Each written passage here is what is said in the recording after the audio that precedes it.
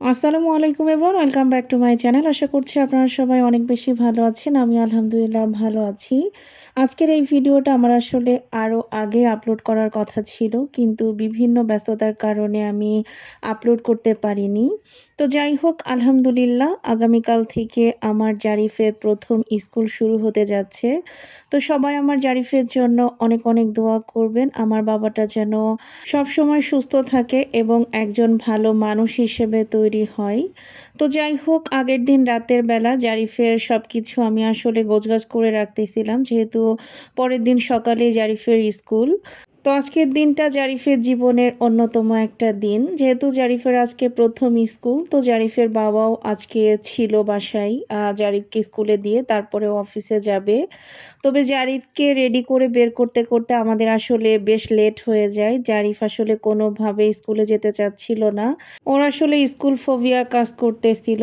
তো আমরা আসলে অনেক কষ্টে তাকে বুঝিয়ে শুনিয়ে অবশেষে রেডি করি, এবং এখন দেখতে পাচ্ছেন জারিফের কিন্তু অলরেডি মন খারাপ।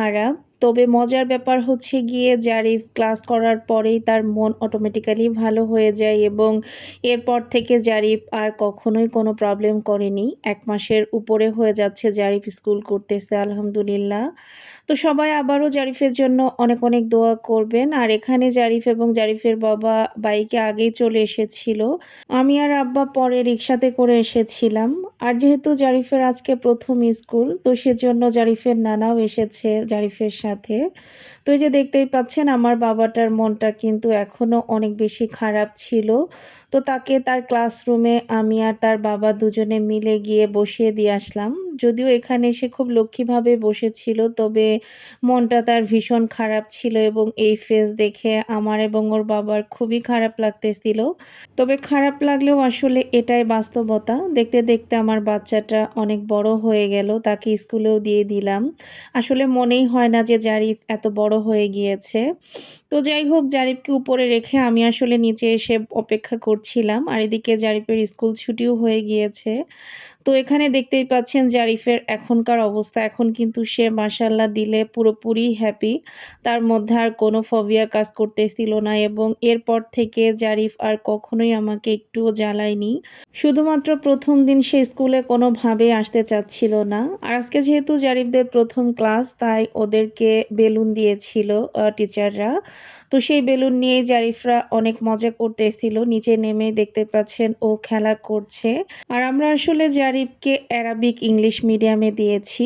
এটা আমার অনেক আগে থেকেই ইচ্ছা ছিল, এবং সেই ইচ্ছাটাই আমার পূরণ হয়েছে আলহামদুলিল্লাহ।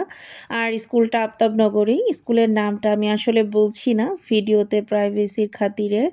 তো যাই হোক, জারিফ এখানে খেলতেছিল বেশ কিছুক্ষণ। তারপরে আব্বা আবার গিয়েছিল আমার জন্য একটু নাস্তা আনতে। আর এদিকে আব্বার আসতে আসতে আসলে জারিফের ছুটিও হয়ে যায়। এর মাঝখানে আসলে প্যারেন্টস মিটিংও ছিল, তো সেখানেও অ্যাটেন্ড করেছিলাম আমি। তো যাই হোক, এখন আমি জারিফ এবং আব্বাকে নিয়ে বাসায় যাচ্ছিলাম। ওদেরকে বাসায় রেখে আমার আসলে আবারও বের হতে হয়েছিল। তার কারণ হচ্ছে গিয়ে, হঠাৎ করেই ভাবিকে ঢাকায় আসতে হয়েছে বাবুদেরকে নিয়ে। তো ভাবি আসলে ভাবির ভাইয়ের সাথে এসেছিল। তো ওরা আসলে কেউই আমার বাসা চিনে না। তো সেজন্য আমি আসলে মেন রোডে গিয়ে ওদেরকে রিসিভ করেছিলাম। আর এদিকে আজকে আসলে জারিফের বাবার ওইদিকে চেয়ারম্যান স্যারের সাথে একটা মিটিং ছিল। তো সেজন্য ও আর বের হতে পারেনি। নাহলে জারিফের বাবাই হয়তোবা রিসিভ করতো।